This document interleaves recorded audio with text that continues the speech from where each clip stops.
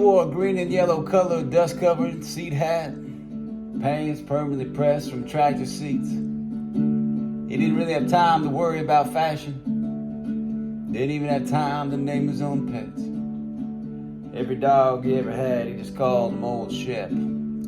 Except the last one, that one got an original name. That dog was like 25% healer, 42% shepherd, 90% cockleburrs, and 112% farm dog. He was up every morning before the sun even thought about cleaning the sleep out of the corner of her eyes.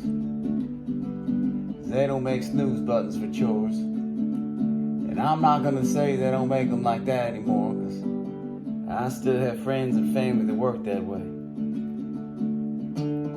People who are up before every early bird and every worm, and well aware of everything that comes along with that responsibility. A farmer's life is lived for his family, with a heart full of Kenny Rogers advice, a mind full of old almanac wisdom, and a handful of dice. There's no shame in playing the game, for God Almighty deals the hand. By God, by golly, they leave us, but they never leave the land. I've never heard him swear, not once.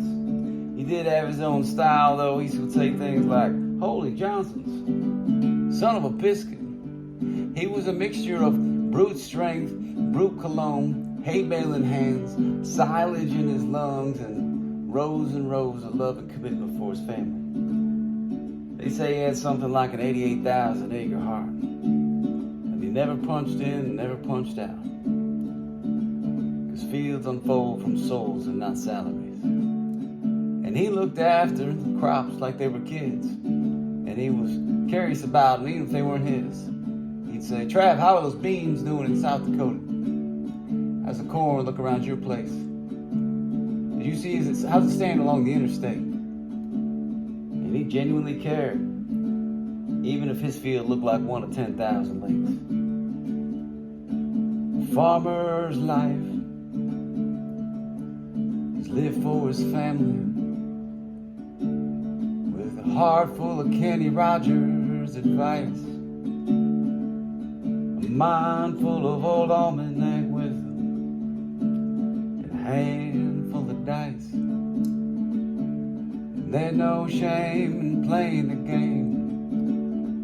God Almighty deals the hand. By God, by golly, those farmers leave us, but they never leave the land. He drove around in an old International pickup truck.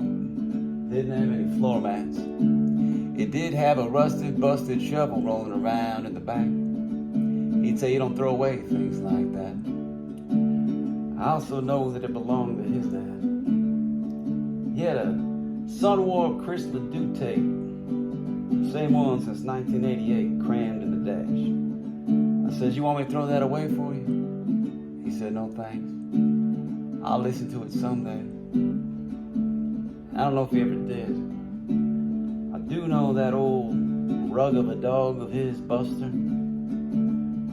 He still wanders the bean rows led by his nose, dreaming of being pet one more time by his friend's old callous hands.